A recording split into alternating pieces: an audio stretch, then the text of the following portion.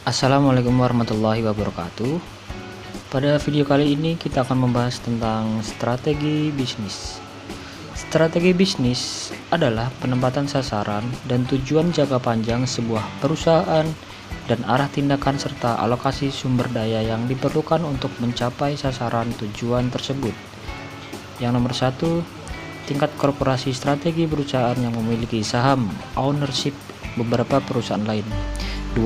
Tingkat multidivisi merupakan strategi yang terjadi pada tingkat divisi atau unit bisnis dan merupakan strategi yang menekankan pada perbaikan posisi bersaing, produk atau jasa pada spesifik industri atau segmen pasar tertentu. Nomor 3, tingkat fungsional optimalisasi produktivitas sumber daya dalam memberikan nilai atau value terbaik untuk kebutuhan pelanggan. Nomor 4, tingkat operasional merupakan strategi yang menjalankan implementasi dan operasional perusahaan. Adapun manajemen strategi memiliki beberapa karakter, diantaranya berorientasi masa depan, berhubungan dengan unit bisnis yang kompleks, kebutuhan dan kejelasan tugas sangat tinggi seiring perubahan yang terjadi. Kadang batas-batas tugas menjadi tidak jelas. Proses menjalankan tidak terpisah dari aktivitas material lainnya. Ada target waktu yang jelas, memerlukan perhatian khusus pada manajemen puncak. Adapun manfaat dari manajemen strategi dalam e-bisnis antara lain sebagai berikut. Nomor 1, pemahaman yang jelas atas visi strategis perusahaan. Fokus yang lebih tajam terhadap apa yang secara strategis memang penting. Pemahaman yang lebih baik terhadap perubahan lingkungan perusahaan yang lebih cepat. Ada beberapa faktor yang perlu diperhatikan oleh manajemen puncak dalam merumuskan strategi, yaitu 1. Menentukan visi dan misi. 2. Mengembangkan profil perusahaan. 3. Pengenalan produk. 4. Analisis kekuatan. 5. Mengidentifikasi beberapa pilihan. 6. Memilih pilihan yang tepat. 7. Sasaran jangka panjang. 8. Memperhatikan pentingnya operasionalisasi. 9. Sumber daya manusia. 10. Teknologi. 11. Bentuk, tipe, dan struktur organisasi. 12. Menciptakan suatu sistem pengawasan. 13. Penilaian terhadap sistem. 14. Menciptakan umpan balik. Ada beberapa perilaku konsumen yang harus menjadi pertimbangan manajemen strategi untuk menentukan strategi apa saja yang akan direncanakan nantinya. Di antaranya adalah sebagai berikut.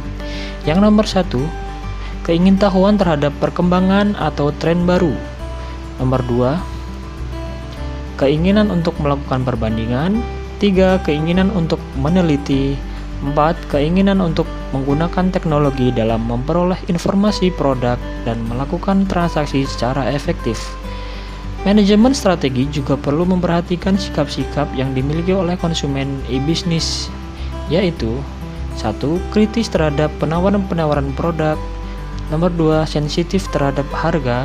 3. Sensitif terhadap kualitas. 4. Menuntut jaminan atau garansi atau produk. 5.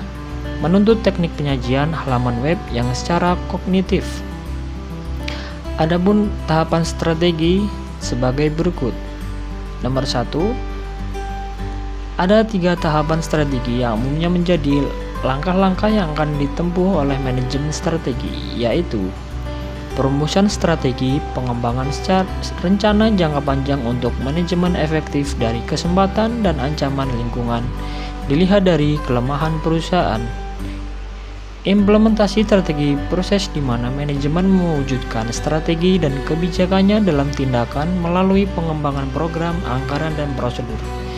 Evaluasi dan pengenalan proses melalui aktivitas-aktivitas perusahaan. Nomor 2, tahapan analisis. Ini dibagi menjadi 2, yaitu eksternal dan internal. Adapun penjelasannya sebagai berikut. Analisis eksternal terdiri dari nomor 1, lingkungan eksternal, yaitu variabel-variabel yang berada di luar organisasi dan tidak secara khusus ada dalam pengenalan jangka pendek dari manajemen puncak. Nomor 2, lingkungan kerja, yaitu elemen-elemen atau kelompok yang secara langsung mempengaruhi atau dipengaruhi oleh operasi-operasi utama organisasi. Lingkungan sosial yaitu kekuatan umum, kekuatan yang tidak dapat berhubungan langsung dengan aktivitas-aktivitas jangka pendek organisasi, tetapi dapat dan seiring mempengaruhi keputusan-keputusan. B. Analisis internal, terdiri dari 1. Struktur, yaitu sebuah cara bagaimana perusahaan diorganisasikan yang berkenan dengan komunikasi, wewenang, serta arus kerja. Nomor 2, budaya, yaitu pola keyakinan, pengharapan, dan nilai-nilai yang dibagikan oleh anggota organisasi atau perusahaan. Nomor 3, sumber daya, yaitu aset yang merupakan bahan baku produksi barang jasa organisasi. Tahapan analisa dapat menggunakan metode SWOT, yaitu metode perencanaan strategis yang digunakan untuk mengevaluasi kekuatan, strength, kelemahan, weakness, peluang, opportunities, dan ancaman, threats, dalam suatu proyek atau suatu spekulasi bisnis. Strength atau bisa disebut kelebihan atau kekuatan. Toko berkah-jaya mudah diakses dalam mendaftar, menjual, memasang iklan, atau membeli. Gampang ditemukan di search engine. Tampil dan toolbar yang mudah dipahami mulai dari kategori sistem ketenangan detail lainnya. Tampilan seperti pewarnaan, font, dan tata letak sudah bagus dan tepat. Kini sudah memiliki aplikasi berbasis mobile. Weakness atau kelemahan. Toko berkah-jaya ini masih hanya menggunakan bahasa Indonesia sehingga website ini belum mampu untuk go internasional.